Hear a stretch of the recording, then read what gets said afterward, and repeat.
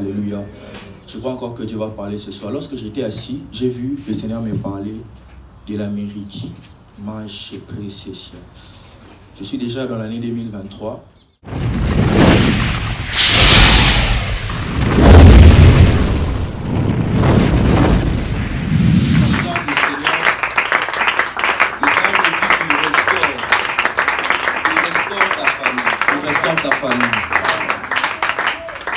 Je vais parler de ce que le Seigneur m'a révélé sur les nations. Alléluia. Je voudrais que tu me suives avec beaucoup d'attention. Je rends grâce à Dieu pour cette sensibilité. Alléluia. Habakkuk chapitre 2 nous dit, écris la prophétie, grave-la sur les tables de pierre. Alléluia. Vous savez, lorsque Dieu parle, j'ai aimé une chose que le berger a dit, c'est une parole pleine. Dieu risque sa réputation. Alléluia. Lorsque Dieu parle, c'est quelque chose qui est déjà dans le passé de Dieu, qu'il vient simplement vous annoncer, mais c'est dans votre futur. Et c'était le message que nous avions annoncé sur la fin du régime de la notification d'achat d'armes qui est en train de sévir la nation depuis l'année 2002. Nous avions déclaré le 1er décembre que Dieu allait mettre fin à cela. Nous avons vu cela le 20 décembre. Alléluia. Je crois encore que Dieu va parler ce soir. Alléluia. Je crois encore que Dieu va parler ce soir. Lorsque j'étais assis, j'ai vu le Seigneur me parler de l'Amérique. Je suis déjà dans l'année 2023.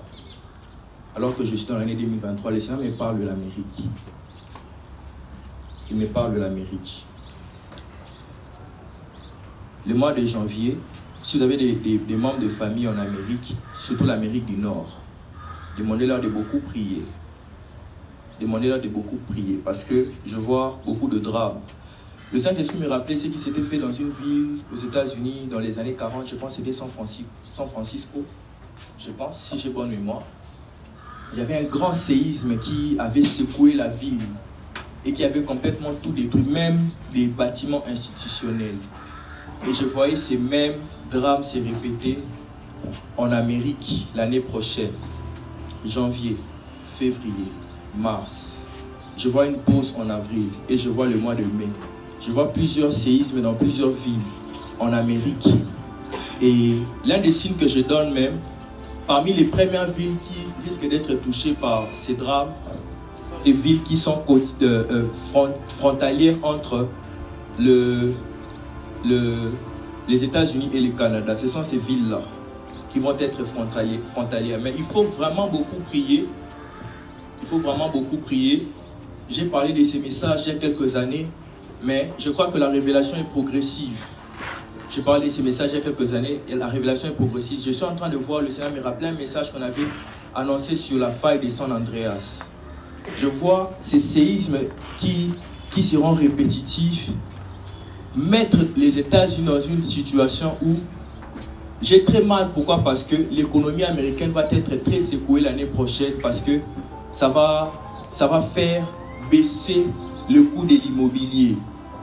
Le coût de l'immobilier aux États-Unis va baisser. Pourquoi? Parce que les gens vont avoir des doutes. Est-ce que je dois acheter sur ces territoires, sur cette terre? Est-ce que je dois construire? Est-ce que je dois... Les gens vont préférer même faire de l'agriculture que de construire. Et je vois beaucoup de personnes être délocalisées. Certaines sociétés d'assurance même vont faire faillite, à moins que l'État américain ne vienne leur sauver. Pourquoi? Parce que je vois des gens perdre des maisons, je vois des personnes perdre des vibrations. Alors que je parle, l'esprit m'emmène dans l'ouest de l'Amérique. Fabra de Sabré de Stasia. Je suis entre fin février et début mars. Pressa et Chalabastes. Je suis en train de voir ce qui est bizarre pour moi. Le Saint-Esprit me parle non pas seulement des problèmes, j'entends des problèmes qui sont au niveau de l'Alaska. Mais quand je parle de l'Alaska, le Saint-Esprit est en train de me dire la guerre qui se passe entre les États-Unis et l'Ukraine. Je suis en train d'entendre des scandales arriver au niveau de l'Alaska par rapport à ce qui se passe là. Dieu ne me parle pas seulement de la situation climatique, mais je vois aussi des problèmes liés avec des trucs militaires au niveau de l'Alaska. Parce que je vois des glaces, d'abord pour le problème climatique, je vois des glaces fondre. Et je suis en train de voir la vision que je faisais. J'ai vu les eaux frapper les zones côtières ouest américaines. Toujours non loin de cette frontière États-Unis-Canada. États-Unis-Canada. États-Unis, Canada. Les deux économies vont être très secouées. Et ce qui va se faire, c'est quoi? Vous savez pourquoi est-ce que Dieu a parlé depuis des temps, même depuis la prophétie de l'homme de Dieu, Simon Kimbangu, sur l'Afrique qui va devenir... l'homme noir deviendra blanc, cette prophétie. Le Seigneur me dit, cette prophétie va commencer pleinement sa réalisation à partir de l'an prochain à cause de ce que je suis en train de raconter, à cause de ce que je suis en train de vous annoncer. C'est ce qui fera, c'est que beaucoup de personnes qui vivent en Amérique, en Occident, soient obligées de venir investir ici. Parce que je suis en train de voir les États africains vont renouveler, vont revoir leur système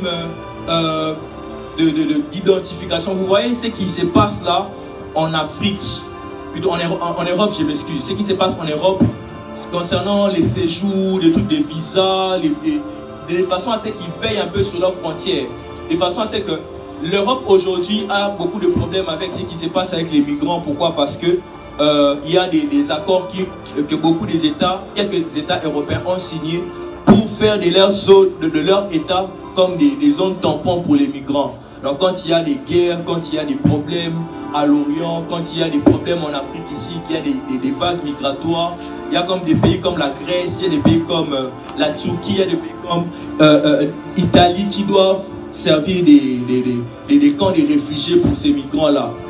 Mais je suis en train de voir l'Afrique adopter des politiques très contraignantes pour certaines personnes, surtout pour certains occidentaux et pour certains